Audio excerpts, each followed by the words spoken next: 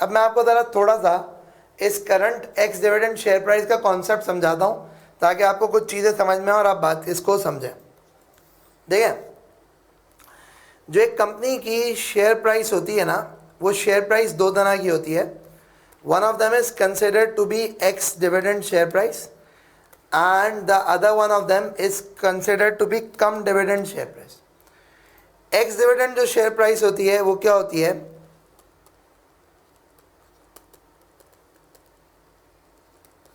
वो होती है एक्सक्लूडिंग डिविडेंड। एक्स डिविडेंड जो शेयर प्राइस होती है वो क्या होती है, वो होती है एक्सक्लूडिंग डिविडेंड। और कम डिविडेंड जो शेयर प्राइस होती है वो क्या होती है, वो होती है क्यूमुलेटिव ऑफ डिविडेंड। यानी कि इसका मतलब ये है कि इस एक्स डिविडेंड प्राइस में डिविडेंड का इफेक्ट एक्सक्लूडेड है और इसमें कम डिविडेंड शेयर प्राइस में डिविडेंड का इफेक्ट इंक्लूडेड है। ये जो कम डिविडेंड, ये जो एक्स डिविडेंड प्राइस होती है, ये होती क्या है? Let's have a bit of a discussion about this come dividend ex dividend price. देखें, इसकी थोड़ी सी बात समझिएगा। जब भी एक कंपनी अपनी एनुअल रिपोर्ट पब्लिश करती है ना, तो उस एनुअल रिपोर्ट पब्लिश होते वक्त होता ही है कि एक प्रपोज डिविडेंड होता है। May be possible, let's say कि प्रपोज डिविडेंड होगा कि भाई 8 रुपये पर शेयर का प्रपोज डिविडेंड है। अब जब भी ये कंपनी एक प्रपोज डिविडेंड देती है तो उस प्रपोज डिविडेंड के साथ कंपनी एक और चीज़ अनाउंस करती है और इस एक और चीज़ को हम कहते हैं बुक क्लोजर डेट। कंपनी एक और चीज़ अनाउंस करती है और उसको हम कहते हैं book closure date. Now what exactly is this book closure date? Let's have a bit of a discussion on that. Book closure date का मतलब ये होता है कि भाई देखो, बात ये है कि लेट्स से कि कंपनी ने अपनी अनाउंसमेंट करी, लेट्स से कि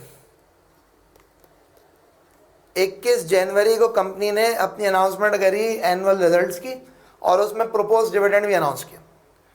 अब कंपनी कहेगी भाई देखो, बात सारी है कि हमारे पास बुक क्लोजर डेट जो है ना, वो बुक क्लोजर डेट 31 जनवरी है और उसके अलावा एक और डेट होती है, वो ये होती है कि बुक री ओपनिंग की डेट। वो बुक री ओपनिंग की डेट दे दी कि जी ये 8 फेब है। मतलब क्या हुआ? मतलब ये हुआ कि देखिए, जो स्टॉक एक्सचेंज होती है ना, उसमें हर मिनट के ऊपर शेयर्स की ट्रेडिंग हो रही होती है। हर मिनट पे शेयर खरीदा जा रहा होता है, शेयर बेचा जा रहा होता है, शेयर खरीदा जा रहा होता है, शेयर बेचा जा रहा होता है। तो अगर एक कंपनी ने डिविडेंड देना है तो डिविडेंड देते वक्त कंपनी के लिए बड़ा डिफ़िकल्ट हो जाता है कि वो ये इस्टेब्लिश करेगा हमारा शेयर होल्डर है कौन। क्योंकि जब तक एक कंपनी को ये नहीं पता होगा मेरा शेयर होल्डर कौन है, तब तक वो कंपनी उसको डिविडेंड देगी कैसे। तो इसलिए कंपनी को बड़ा इंपॉर्टेंट होता है कट ऑफ डेट इस्टेब्लिश करनी होती है। जी कट ऑफ, इस डेट तक जो भी शेयर होल्डर है उसको डिविडेंड देना। तो कंपनी क्या करती है, कंपनी एक बुक क्लोजर डेट अनाउंस करती है। जैसे इसने 31 जनवरी अनाउंस की ना, अब 31 जनवरी को स्टॉक एक्सचेंज बंद होती है, लेट्स से कि 4:30 बजे।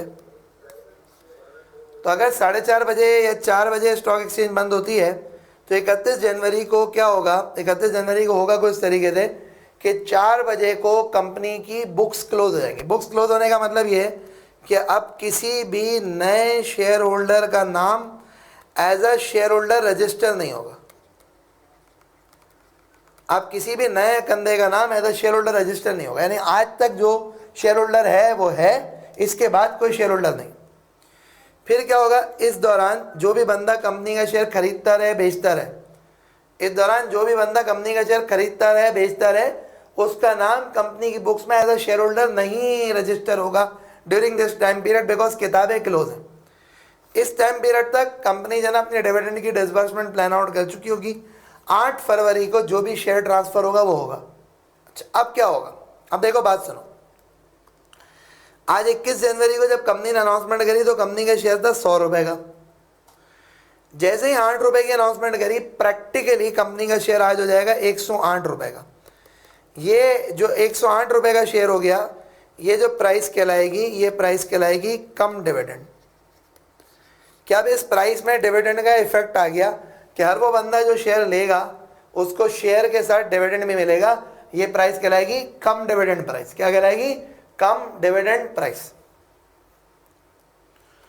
करते करते करते करते करते करते 31 जनवरी आ जाएगी। इस 31 जनवरी तक जो भी बंदा शेयर खरीद बेच रहा होगा तो खरीदने वाले के पास डिविडेंड का राइट भी आ रहा होगा 8 रुपये पर शेयर। इस 31 जनवरी को शेयर प्राइस प्रैक्टिकली नहीं थ्योरेटिकली बोल रहा हूँ, थ्योरेटिकली 100 रुपये पर वापस आ जाएगी, क्योंकि अब ये एक्स प्राइस हो गई, ये एक्सक्लूडिंग डिविडेंड प्राइस हो गई। अब कोई भी बंदा शेयर खरीद ले बेच ले, डिविडेंड उसको नहीं मिलने वाला। अब कोई भी बंदा शेयर खरीद ले बेच ले, डिविडेंड उसको नहीं मिलने वाला। तो अगर अब कोई भी बंदा शेयर खरीद ले शेयर बेच ले, डिविडेंड उसको नहीं मिलने वाला, तो इसका मतलब क्या है? इसका मतलब ये है कि ज़रा बात समझिएगा, ज़रा देखिएगा। इसका मतलब ये होता है कि जी जो है क्या बोलते हैं कि एक सर्टेन डेट तक जो प्राइस है वो कम डिविडेंड है, उसके बाद की जो प्राइस है वो एक्स डिविडेंड है, उसके बाद की जो प्राइस है वो एक्स डिविडेंड प्राइस है। सही है ना? तो क्या होता है? कम डिविडेंड एक्स डिविडेंड प्राइस। तो हम ये जो डिविडेंड वैल्यूएशन मॉडल में जो प्राइस लेते हैं, this is x dividend price, this is excluding the effect of dividend, this is what the share price is. अब अगर किसी को इसमें कोई सवाल आते हैं तो पूछ ले, वरना मैं आगे बढ़ता हूँ।